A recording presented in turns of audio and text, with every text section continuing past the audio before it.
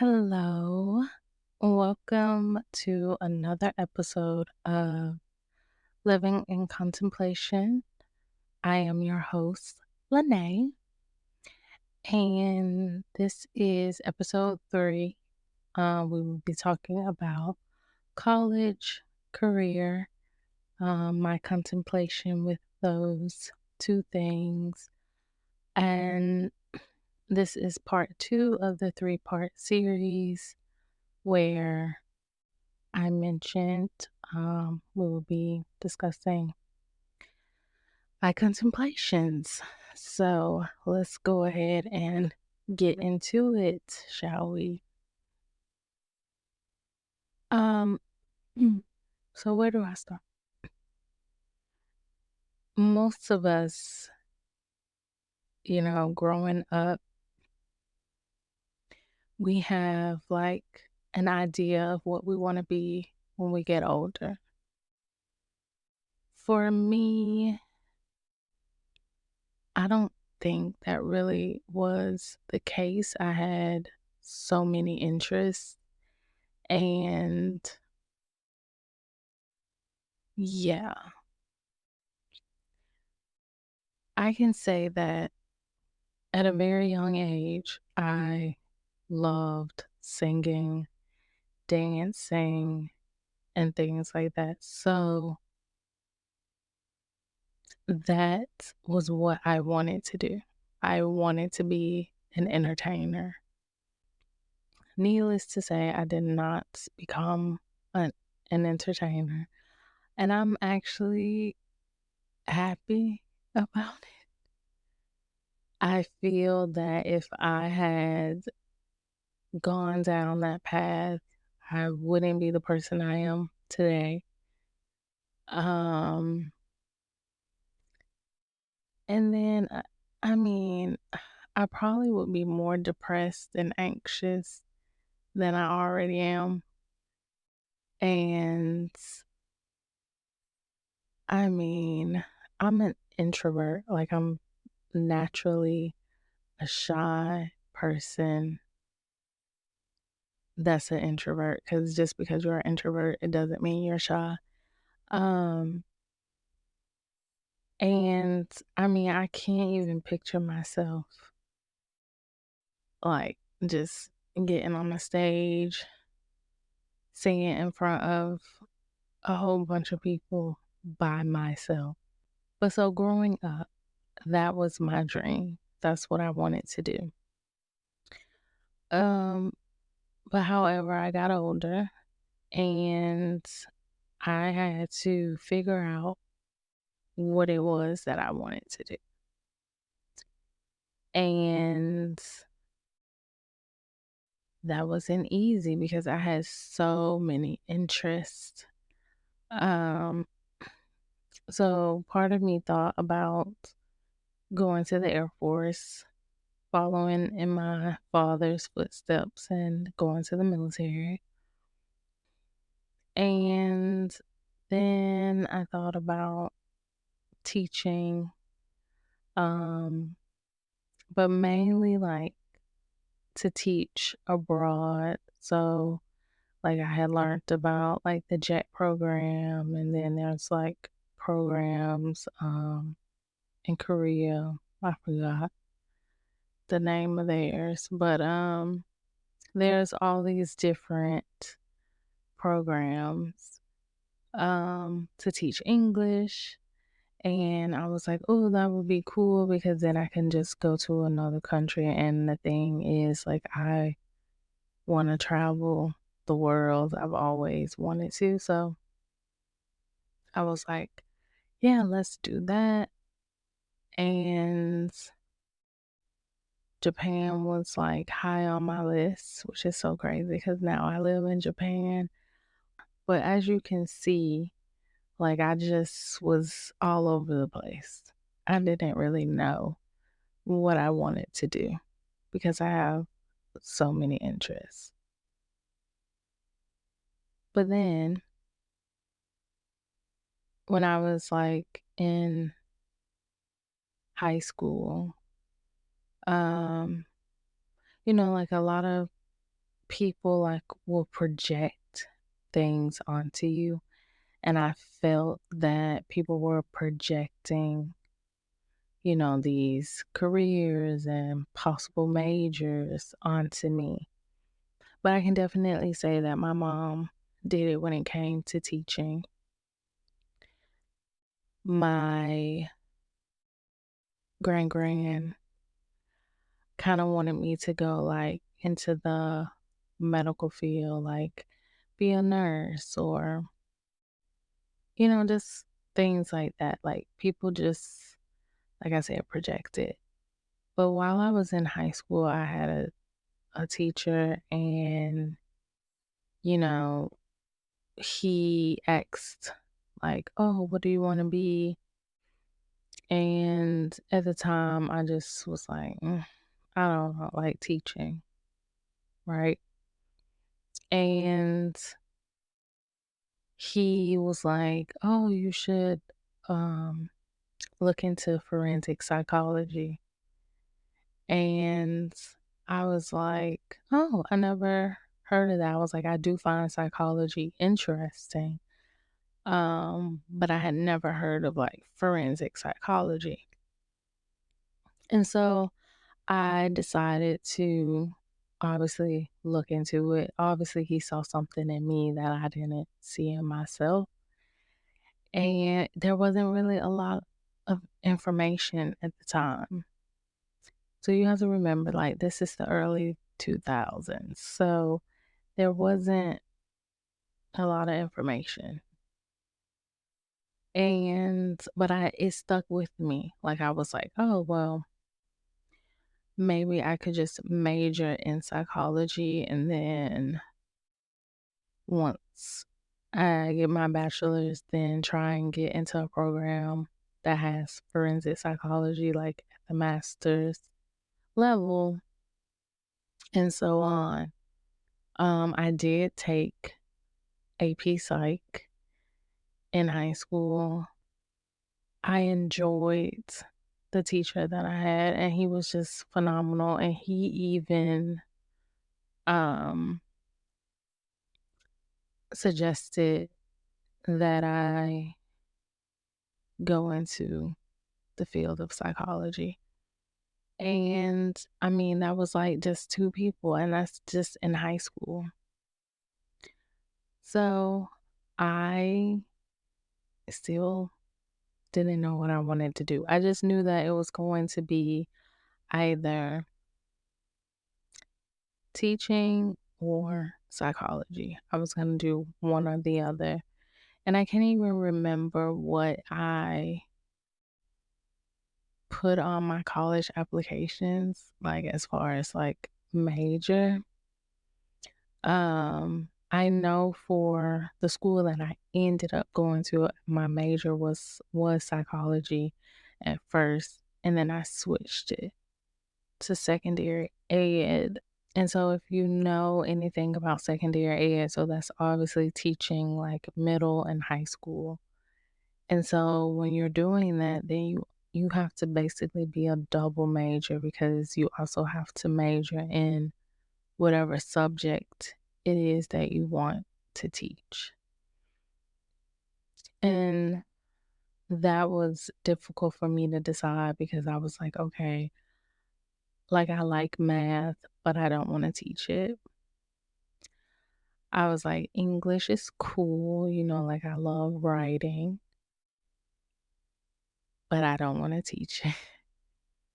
And so I was just going down like all the, subjects. And I just was like, I don't know what I'm going to do. But then I remembered,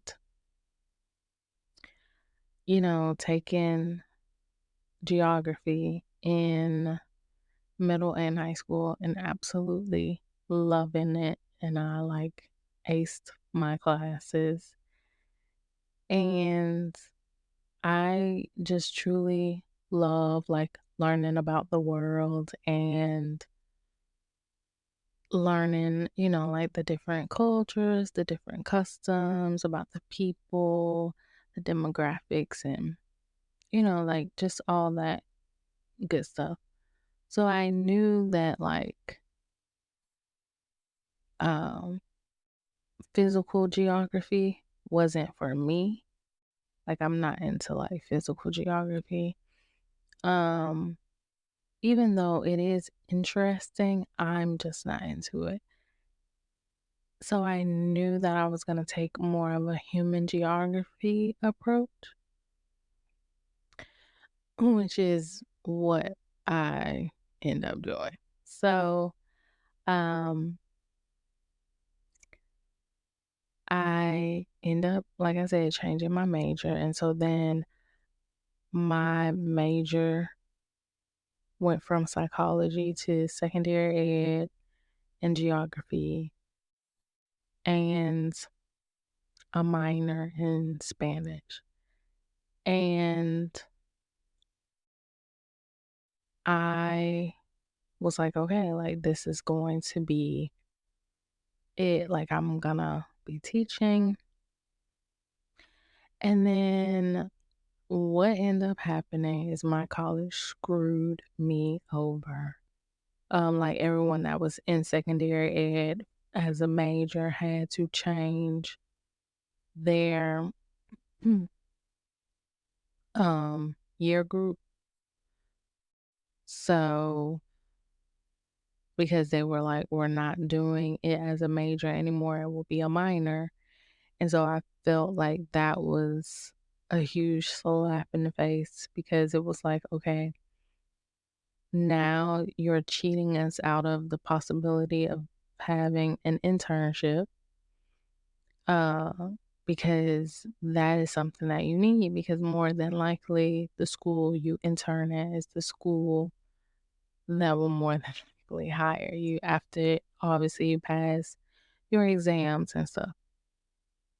And so we lost that. And so now here I was like a double minor instead of a double major. And my major was just geography. And I was like, dang, should I have just done psychology? And the reason I say that is because I did take psychology in college. I forgot how many psychology classes I took, but I took some psychology classes, and the professor, she even reached out to me and she was um like, have you considered majoring in psychology? And I was like, yes, but I decided to go the education route, and I was like, my plate is like already full. And she kept saying that I should consider majoring in it. And then, but this is back when I was a double major. So this is when secondary ed was my major and so was geography. And then, so I was like, yeah, I can't, um, do it. And then she was like, well, maybe you can minor, you know, in it. And I was like, um, no, because I had Spanish as a minor. So I was like, two majors, two minors, like that's doing the most. And so yeah. But yeah, she was really trying to like recruit me. And that should have been a sign. Okay. Because, like I said, two teachers in high school, and now my college professor. And I stuck, like I stuck with what I was doing. And, I don't regret it. I learned a lot in geography, and I end up being my senior year. They give out like superlatives, like um like each department I think gives out superlatives to like the seniors. Um and I got not senior, student of the year. um, in geography, and I saw that as a huge blessing because geography is a male dominated field. Um, at least where I went to school, there was not many women majoring in geography. Like in my classes, I usually was the only female. Maybe there would be one or two others, so then that's three of us. But a lot of times I was the only female. And then even in the geography fraternity that I'm a part of, I think I may have been one of two females in there. So, yeah, real crazy stuff. So, I um I appreciate, you know, what I learned while in college. But I have to say that it was a struggle because I was always like contemplating, like, is this what I'm supposed to be doing? Like, should I be picking a different major? Like, you know, and one thing that really like stuck with me was um in one of my geography courses we had to like pick a region and from that region we had to like teach it to the class. So I had decided to do mines on women in Southeast Asia. I did not know what was going to come of that, but that is what I had chosen to do. And I learned a lot. Um, that is when I ended up learning about like child brides, human and sex trafficking. And I was like, whoa. And just how like women are treated, period, and how they don't have the freedom that we have in America. Even though, we still are not where we should be with equality, but um these women had no freedom. And um it was sad. And so it made me want to do like more research into like sex and human trafficking. Now again, we are in the early 2000s and there's not a lot of information. But this was something that was striking an interest in me, so much so that I ended up taking a criminology course and a juvenile delinquency course. And the professor that I had, mm, amazing. She was like super knowledgeable. And it was then that I realized how much of an interest I have in like criminals and the mind of like serial killers and stuff like that.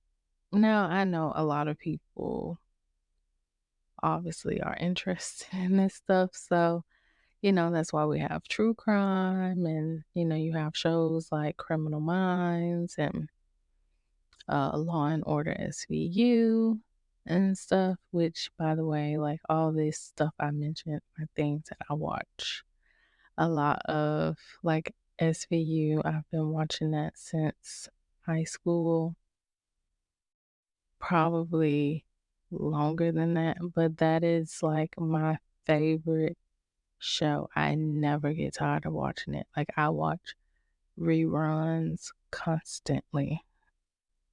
Yeah, so I end up really enjoying, you know, those classes. And I even talked to the professor about, like, oh, like this is what I'm kind of considering doing. Like, I want to, um, try and like put an end to like human and sex trafficking. Like, I want to, help, survivors. And she has suggested that I try and see about, doing an internship with the FBI. And I considered it. Like, I looked into it. I had like got in contact with someone because she had like given me some contact information. But at the time they weren't like taking interns. So that was, a no. But I still didn't give up hope. I was like, oh, like the FBI, like that would be so cool. And they have like a sex trafficking task force. Um, I'm trying to remember if they had one then. I know they have one now, but I don't know. But yeah. And so then I was like, okay, well, I have to find a way to do this with the degree that I already have, which is geography. Like, how can I make it work? And my professor slash advisor was really trying to get me to, so here we go with projections again, was really trying to get me to uh, do like survey research.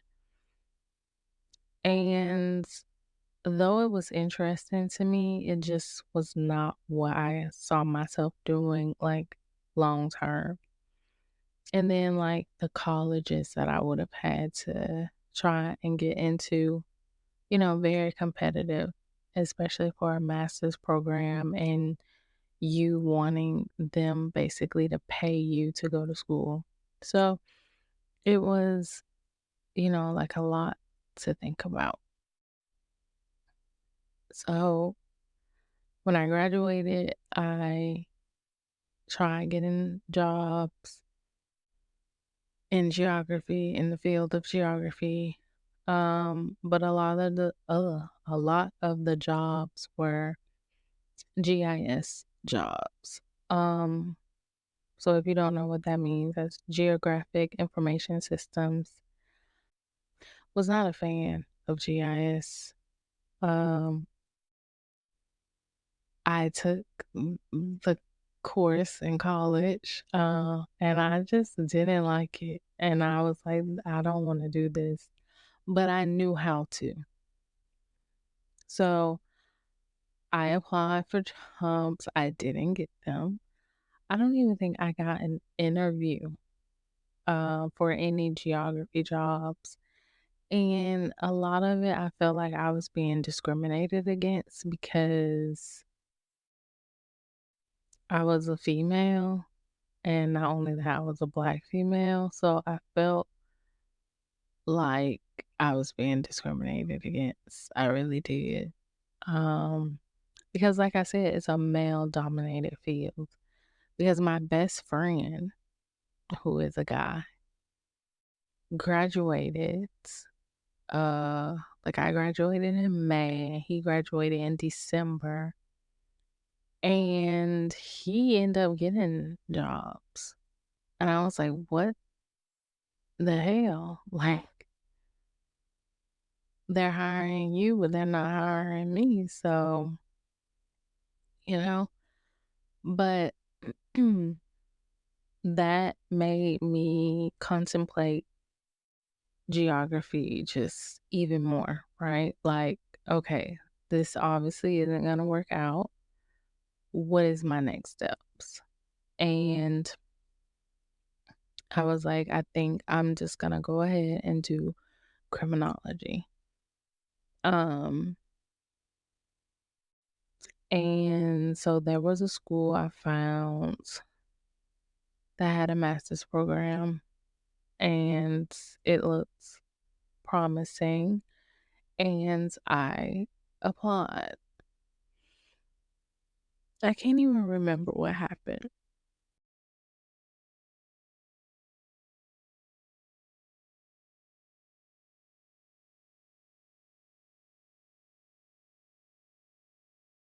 but I obviously didn't attend.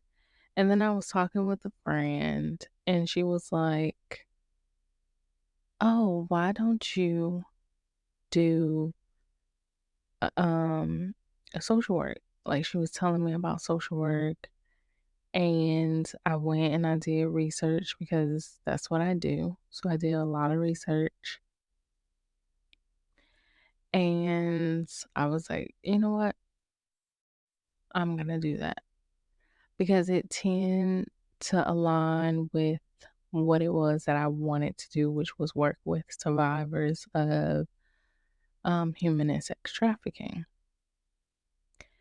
And I went and applied to a school, and I got in, and the rest is history. It was a very tedious, just a lot of work.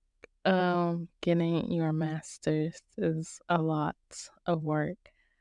And but I did it. Um how I did it by the grace of God, because I had a lot going on, like working, then having to intern, then, doing papers and all of that. But that is basically the college side of it, right? Like just contemplating all these different options that I had, and kind of being unsure of what exactly it was that I wanted to do. And that's a hard place to be in. So, what I want to say before I go into the career is that at 18, it is very, very, I don't even know the word to use, but I just think it's a lot of pressure to put on 18-year-olds, because obviously we're encouraging them to go to college and then expects for them to just know what they want to do for the rest of their life.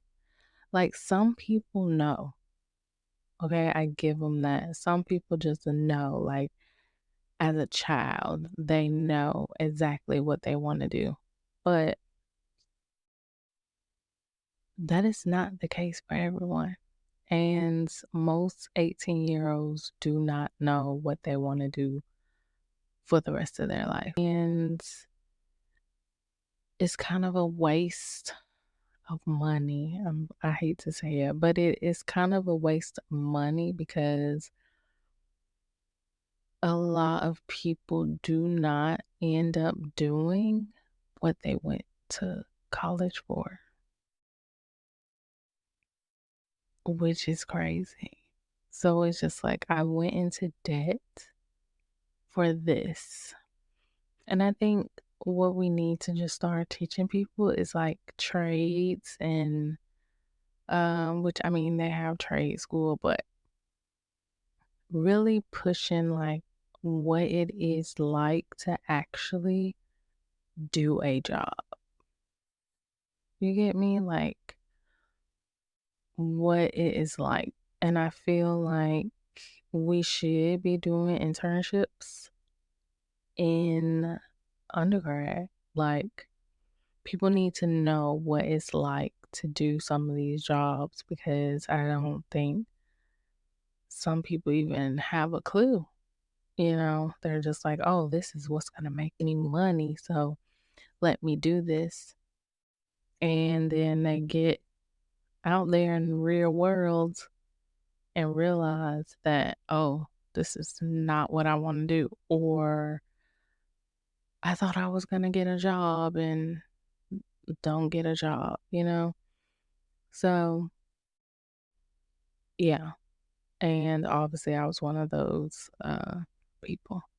So, um, but now going into the career side of this episode, social work is a very broad field. There are so many different things that you can do within social work. I, number one, knew that I wanted to help people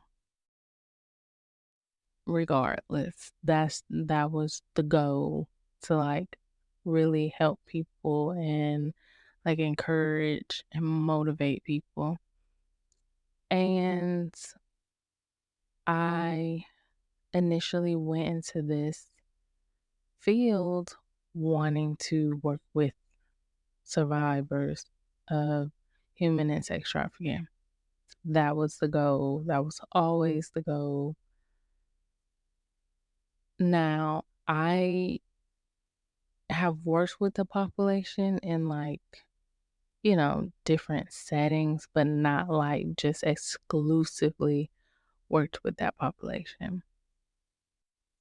I don't know, right? Because, like I said, that is what initially made me want to be a social worker. After graduating, it took me some months to get a job. And of course, like most people, whatever job happens first, that's the job I'm taking.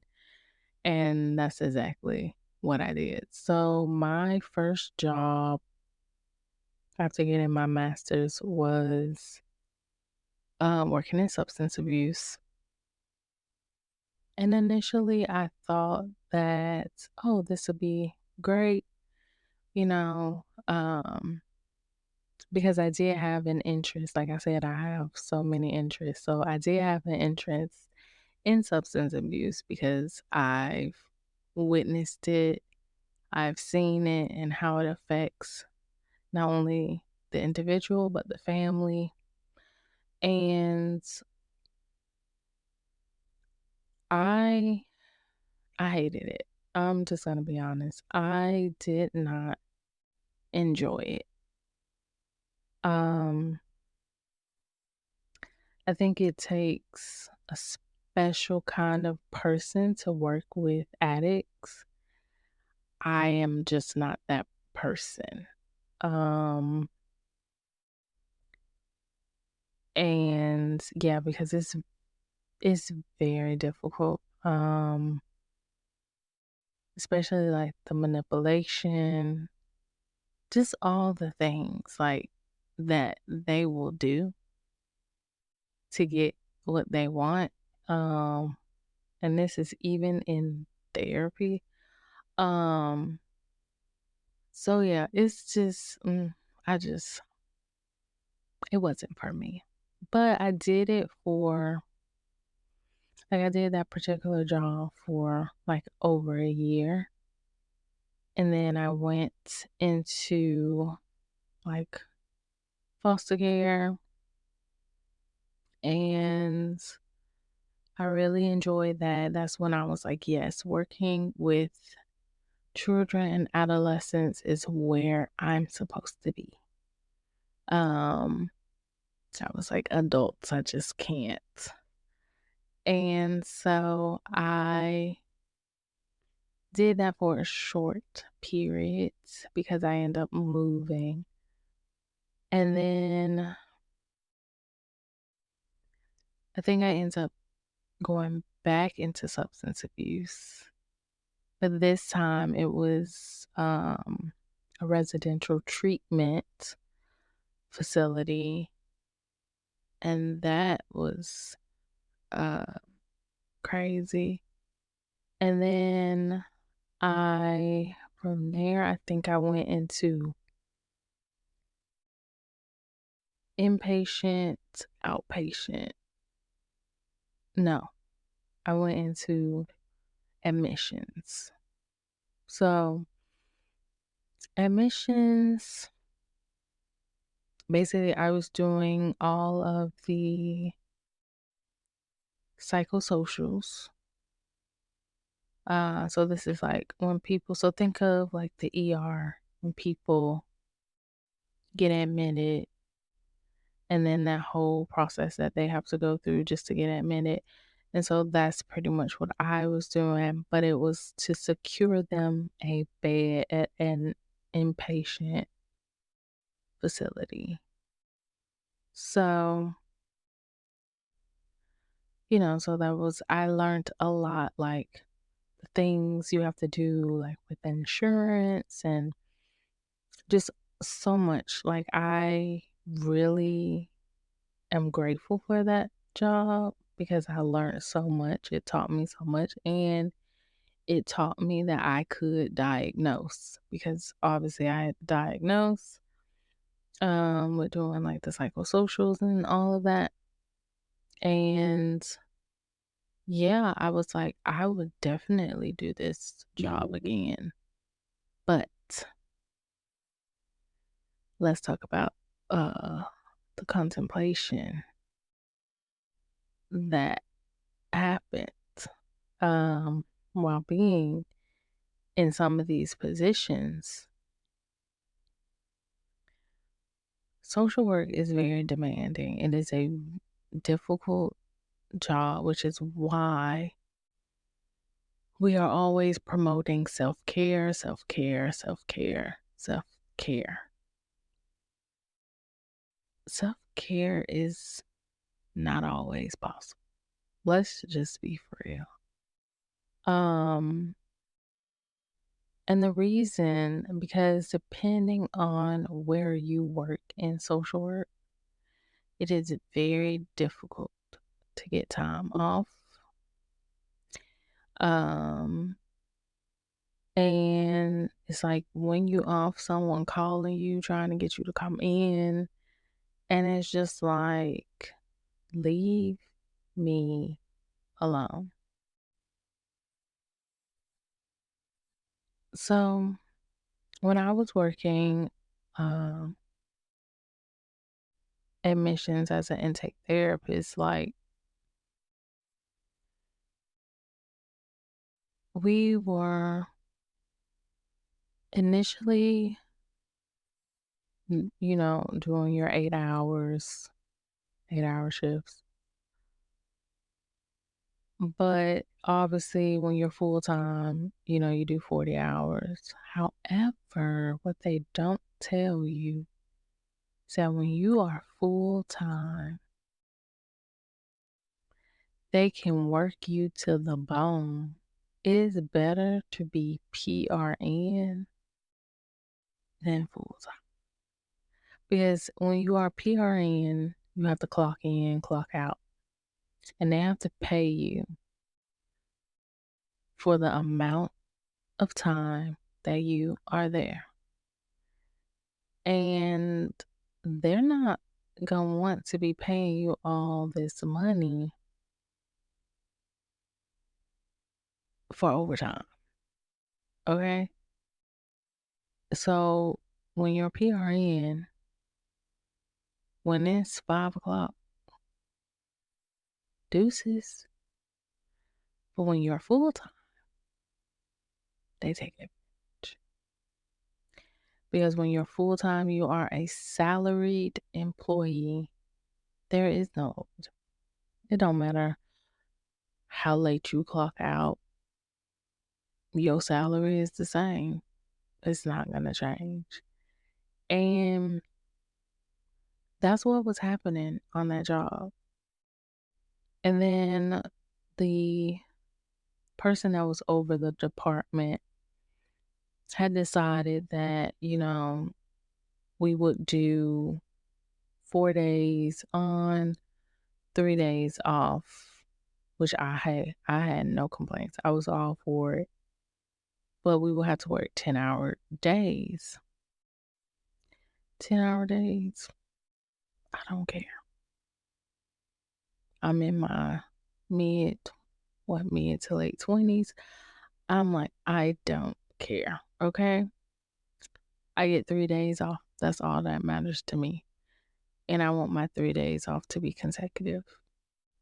So that's what we did. And when I was PRN, I got my lunch breaks. I got to go. Um, I got to take my breaks. I got to eat lunch and do all of those things.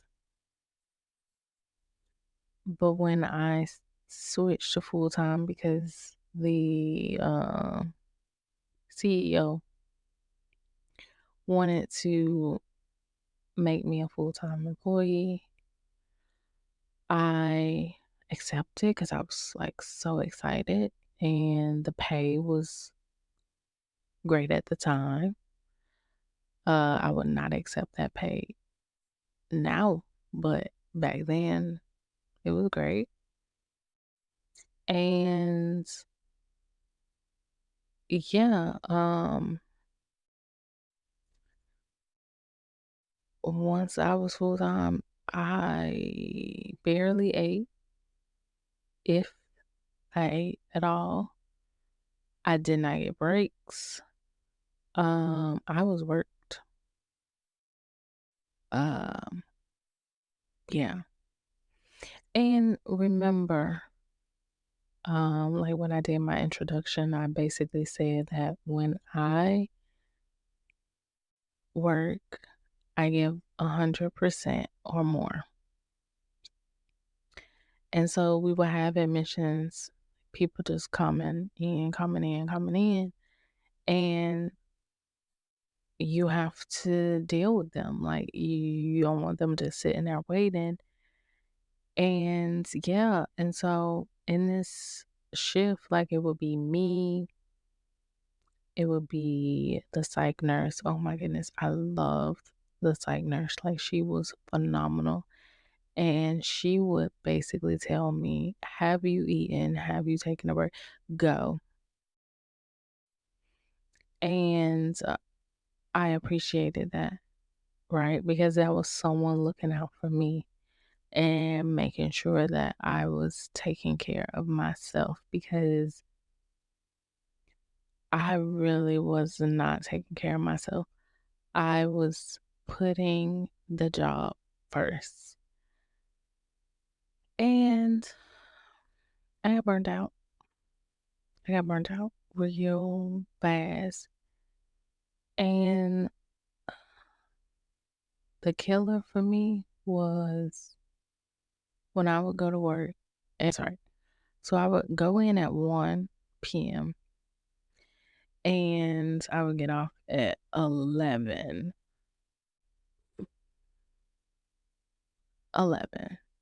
p.m. And I worked in another state from the state I was living in. So I would have to drive anywhere from 45 minutes to an hour to get to and from work. And it was one particular night I was ready to go. Like I said, I've been there for 10 hours.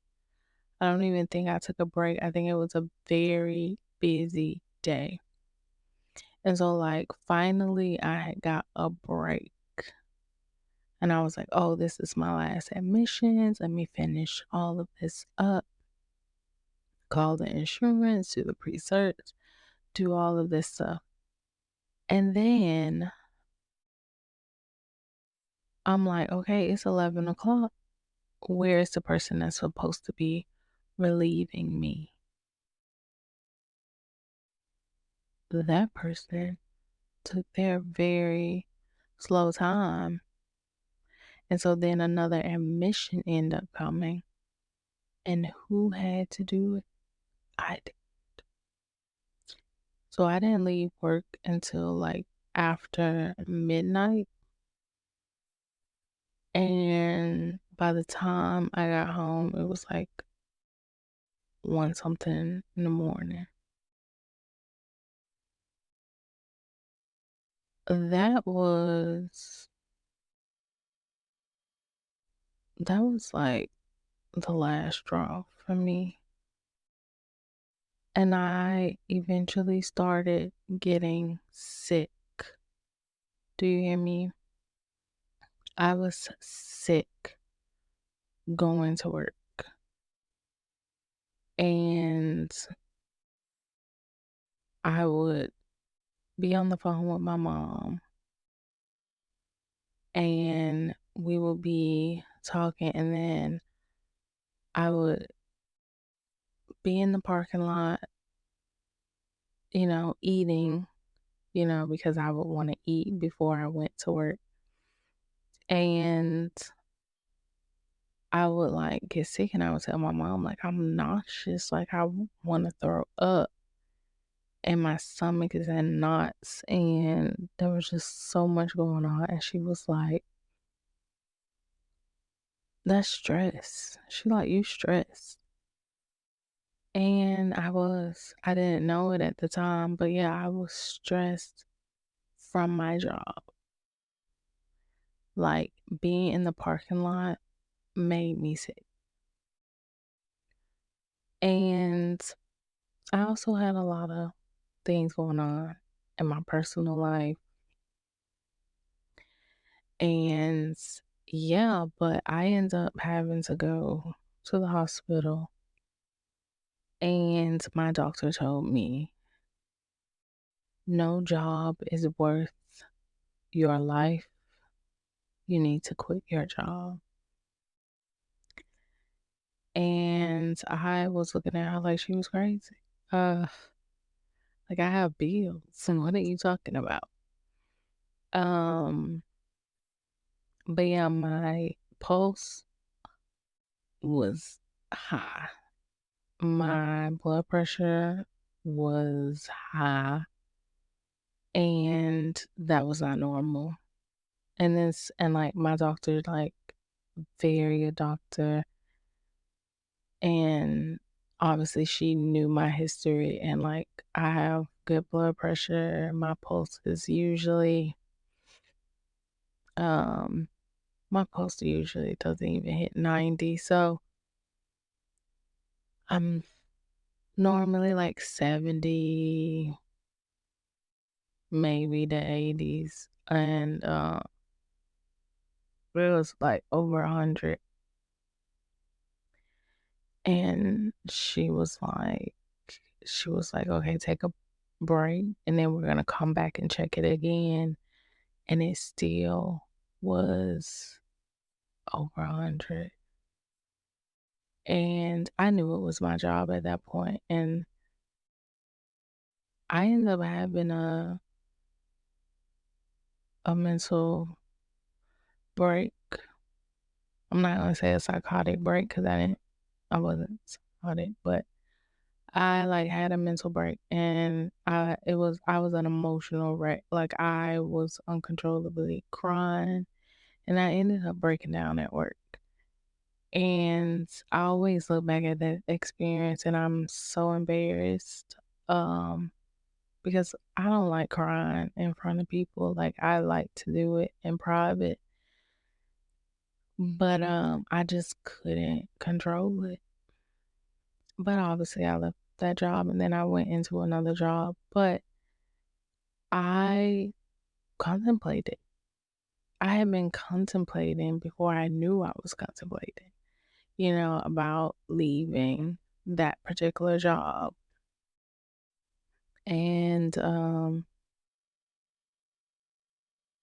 now, being in the situation that I'm in now, where, I've taken a break from social work for my mental and physical well being. and uncertain if that's what I want to continue to do, but it's something I worked so hard to do. And being in this field, there's so much I can do. Like, I don't have to, go back to doing therapy if that's something I want to take a break from, which is, it is something I still am just like, I don't think I'm ready to go back into that. There's other things in the field for me to do, but it's just like, what? One, I love working from home, so I'm just like, if I can't do it from home, I don't want to do it. I don't know. And so this is like this new contemplation stage. Like, do I continue with this career or do I just find something else to do? Now, I don't want to go back to school. That's not an option. I, like I said, I don't know.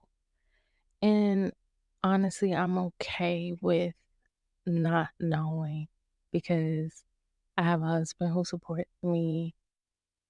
I get to be more present for my daughters. Yeah, so and that makes me happy. But I also get bored and then I'm trying to like find myself again but that is contemplation as far as college and career. I'm hoping that you understood, like the things that I was contemplating, especially in college. My career may have been a little bit more confusing, but there were things that, different things that I wanted to do and wanted to achieve. And, um, considering all these different options and not being able to do the one that I really wanted to do. But nonetheless, as long as I was helping people, I was happy. So, um, but yeah, I hope you enjoyed listening to this episode. And if you have any questions, concerns, maybe you want to be a guest on the podcast, or maybe you just want to write a letter and want me to read it and kind of help you figure some things out, you know where you can find me. And yeah, but peace and blessings. And until next time, Jane.